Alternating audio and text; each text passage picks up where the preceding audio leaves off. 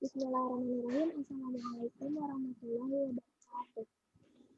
Waalaikumsalam warahmatullahi wabarakatuh. Alhamdulillahirabbil alamin. Shalatu wassalamu ala asrofil anbiya'i wal mursalin wa ala alihi washabihi ajmain. Amma ba'du. Alhamdulillah pada kesempatan kali ini kita masih diberi kesempatan oleh Allah Subhanahu wa taala sehingga bisa memulai diskusi pada mata kuliah pengembangan kurikulum.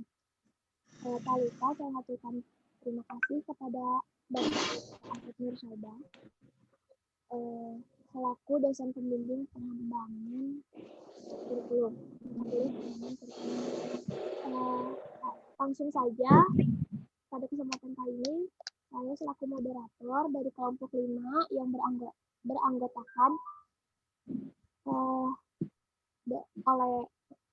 beranggotakan Hasni, Indriani, Laila Saada dan juga Latif Fakihapura.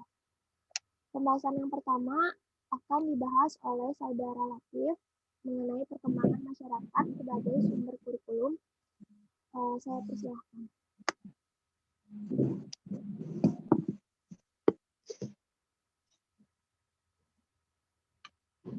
Terima kasih kepada moderator yang telah memberikan saya kesempatan. Di sini saya akan sedikit membahas mengenai perkembangan masyarakat sebagai sumber kurikulum.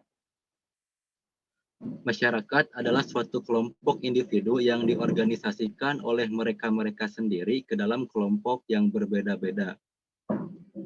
Maka dalam masyarakat itu suka terdapat kebudayaan yang berbeda-beda antara satu masyarakat dengan masyarakat lainnya. Pasti budayanya berbeda-beda. Kemudian hal ini yang menjadikan suatu individu pemikirannya atau kebiasaannya itu tergantung kepada lingkungan di mana dia tinggal. Nah, maka pendidikan harus bisa mengantisipasi tuntutan masyarakat tersebut. Jadi pendidikan harus bisa menghasilkan peserta didik yang bisa bersosialisasi, yang bisa hidup langsung di masyarakat. Dalam konteks ini, maka kurikulum sebagai program pendidikan harus bisa menjawab tantangan-tantangan dan rintangan yang ada di masyarakat. Untuk menjawab tantangan-tantangan tersebut, bukan hanya berpatok pada isi kurikulum saja, akan tetapi kurikulum harus bisa memberikan strategi dan pendekatan yang baik ketika proses pembelajaran. Bahkan bukan hanya kurikulum saja, tapi guru sebagai pendidik dituntut harus bisa peka terhadap lingkungan sekitar, peka terhadap lingkungan peserta didiknya tinggal.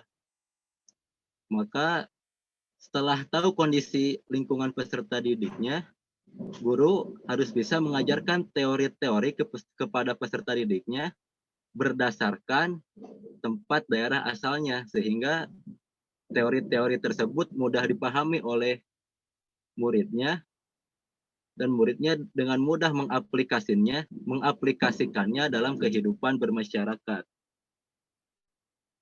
Kemudian pada zaman sekarang, karena zaman terus-menerus berubah, maka sosial budaya pun terus berubah. Perkembangan ilmu pengetahuan dan teknologi ini dalam suatu masyarakat, baik secara langsung maupun tidak langsung, akan berpengaruh terhadap sosial budaya masyarakat. Dalam hal ini, kurikulum harus bisa menitik tekankan program-programnya agar peserta didiknya bisa dengan mudah beradaptasi dengan lingkungannya yang baru. Mungkin hanya sedikit yang dapat saya sampaikan. Mohon maaf bila ada kesalahan. Untuk lebih jelasnya akan disampaikan oleh pemateri kedua. Saya kembalikan ke moderator. Oke, baik. Terima kasih kepada Saudara Latif yang telah memaparkan materinya. Selanjutnya akan dijelaskan oleh Saudari Indriani. Saya persilahkan.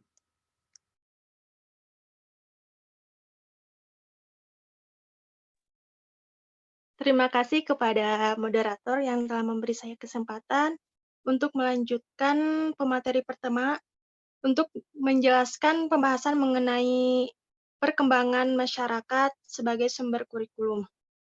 Di sini saya akan menjelaskan mengenai klasifikasi kekuatan sosial yang mempengaruhi kurikulum. Yang pertama ada kekuatan sosial yang resmi.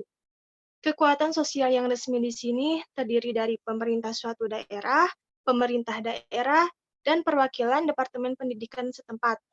Pemerintah suatu negara, jika di Indonesia bisa melalui Undang-Undang Dasar, Dasar Negara, Falsafah, dan ideologi negara. Sedangkan pemerintah daerah melalui berbagai kebijakan pemerintah dalam bidang pendidikan. Yang kedua yaitu kekuatan sosial setempat. Seperti adanya yayasan-yayasan yang bergerak di bidang pendidikan, kemudian seperti kerukunan dan atau persatuan keluarga sekolah-sekolah yang sejenis, adanya perguruan tinggi seperti universitas, akademik, maupun institut, kemudian persatuan orang tua murid dan guru, penerbit buku-buku pelajaran, perkumpulan dan yang berdasarkan kemanusiaan seperti komunitas-komunitas sosial misalnya. Adanya media massa seperti radio, TV, maupun surat kabar, dan adanya kebiasaan masyarakat setempat. Yang ketiga yaitu organisasi profesional. Organisasi profesional di sini misalkan seperti persatuan guru-guru, persatuan dokter, atau ahli hukum misalnya. Dan yang terakhir yaitu kelompok atau organisasi berdasarkan kepentingan tertentu. Misalkan kelompok atau organisasi yang memiliki kepentingan untuk memajukan bangsa misalnya. Seperti kelompok patriotik atau misalkan ikatan pendukung cita-cita kemerdekaan dan sebagainya. Untuk yang selanjutnya yaitu mengenai implikasi kemasyarakatan dalam pengembangan kurikulum.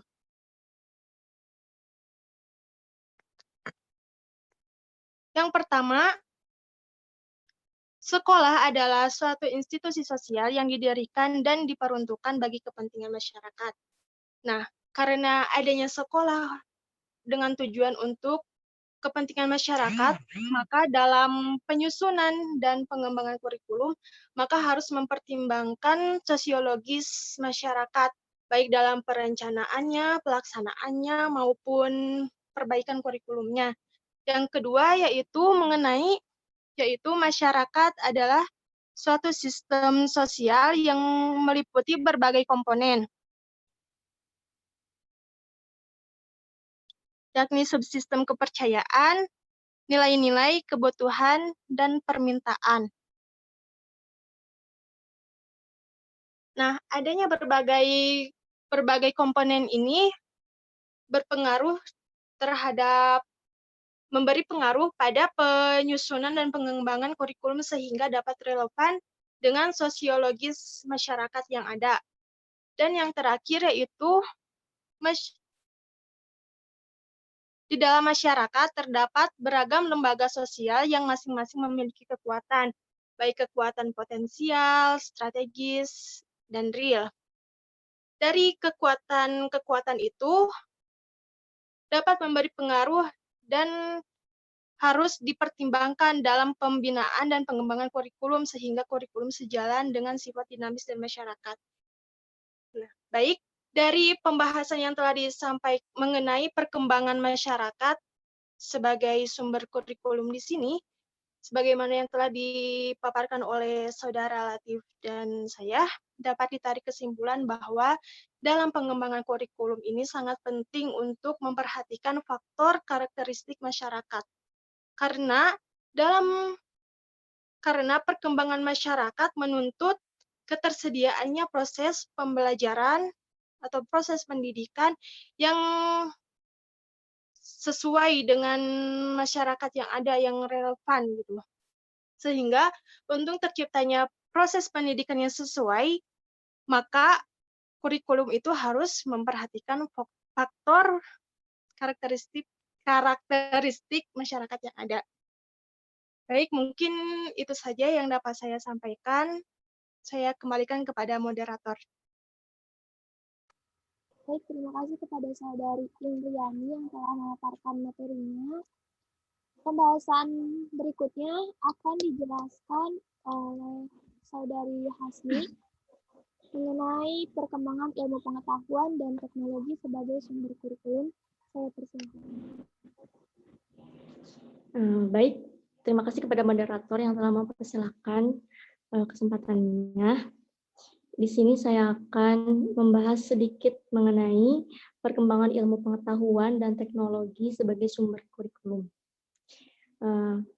Yang pertama ada pengertian dari IPTEK atau ilmu pengetahuan dan teknologi.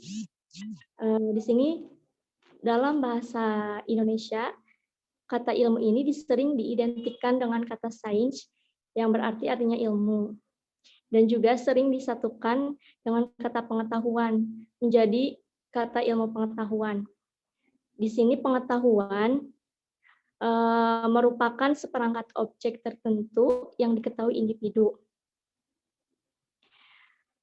Pengetahuan dan pengalaman di sini akan menjadi ilmu pengetahuan jika pengetahuan itu disusun dengan sistematis, menggunakan pola pikir logis, berlandaskan prosedur kerja hukum, kausalita pada masalah yang dialami itu. Sedangkan teknologi pada hakikatnya adalah penerapan ilmu pengetahuan atau teknologi is application of science.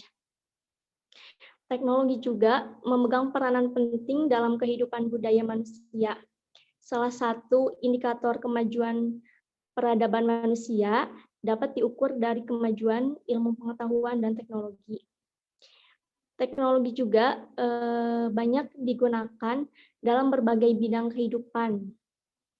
Tujuannya adalah untuk menciptakan suatu kondisi yang efektif, efisien, dan sinergis terhadap pola perilaku manusia. Yang kedua ada mengenai implikasi IPTEK dalam pengembangan kurikulum.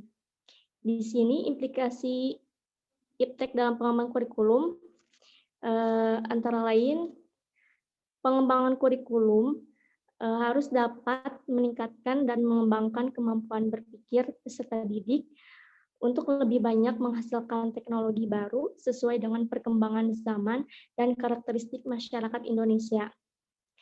Pengembangan kurikulum harus difokuskan pada kemampuan peserta didik untuk mengenali dan merevitalisasi produk teknologi yang telah lama dimanfaatkan oleh masyarakat Indonesia sesuai dengan perkembangan ilmu pengetahuan dan teknologi itu sendiri. Perkembangan IPTEK berimplikasi terhadap pengembangan kurikulum yang di dalamnya mencakup pengembangan isi atau materi pendidikan, penggunaan strategi dan media pembelajaran, serta penggunaan sistem evaluasi. Ini secara tidak langsung menuntut dunia pendidikan untuk dapat memberi bekal peserta didik agar memiliki kemampuan memecahkan masalah yang dihadapi sebagai pengaruh perkembangan ilmu pengetahuan dan teknologi. Selain itu, perkembangan IPTEK dan pengembangan ilmu pengetahuan dan teknologi juga dimanfaatkan untuk memecahkan masalah pendidikan. Oke, sekian dari saya. Mohon maaf segala kekurangannya. Dikembalikan lagi kepada moderator. Baik, terima kasih kepada saudari Hasni atas pemaparan materinya. Untuk pembahasan terakhir yang akan disampaikan oleh saya sendiri mengenai dampak IPTEK atau ilmu pendidikan teknologi terhadap pengembangan kurikulum. Nah, di mana dampaknya itu terdiri dari dua, yaitu dampak positif juga dampak negatif. Untuk dalam setiap perkembangan atau kemajuan pasti selalu ada dampak yang timbul, baik itu positif maupun negatif. Nah, yang pertama itu dampak positif. Dampak positif dari IPTEK ini yaitu pembelajaran jarak jauh. karena masyarakat Indonesia sudah banyak memanfaatkan produk teknologi dalam pendidikan seperti komputer, internet, dan mesin hitung. Internet merupakan salah satu bentuk kemajuan ilmu pengetahuan dan teknologi yang sangat membantu kehidupan manusia, terutama dalam bidang pendidikan. Nah, lalu dampak positif yang kedua yaitu munculnya metode-metode pembelajaran yang baru, yang memudahkan siswa dan guru dalam proses pembelajaran. Nah, dengan kemajuan teknologi ini terciptalah metode-metode baru atau inovatif yang membuat siswa mampu memahami materi-materi. Misalnya seperti penggunaan LCD dalam pembelajaran yang dapat membuat metode pembelajaran menjadi lebih menarik. Lalu dampak positif yang ketiga yaitu kita akan lebih cepat mendapatkan informasi yang terbaru dan akurat. Internet dapat digunakan sebagai alat yang efektif untuk memperoleh pengetahuan. Dan dampak positif yang terakhir yaitu teknologi menawarkan media audio visual yang interaktif pada proses pembelajaran, seperti presentasi PowerPoint dan perangkat lunak animasi lainnya yang dapat digunakan untuk memberikan informasi kepada siswa, khususnya dalam pembelajaran. Media interaktif telah terbukti bermanfaat dalam meningkatkan tingkat konsentrasi atau minat siswa itu sendiri. Lalu dampak negatif dari iptek ini, yang pertama adalah penyalahgunaan teknologi yang lainnya,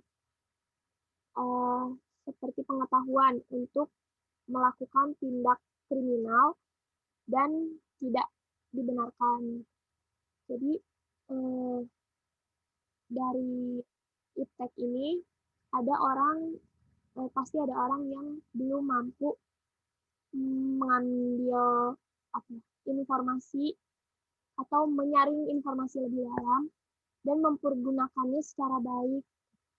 Lalu yang kedua, menurunnya motivasi dan prestasi belajar serta berkurangnya jumlah jam belajar para peserta didik sehingga rela membolos saat jam sekolah demi bermain game di warung internet gitu.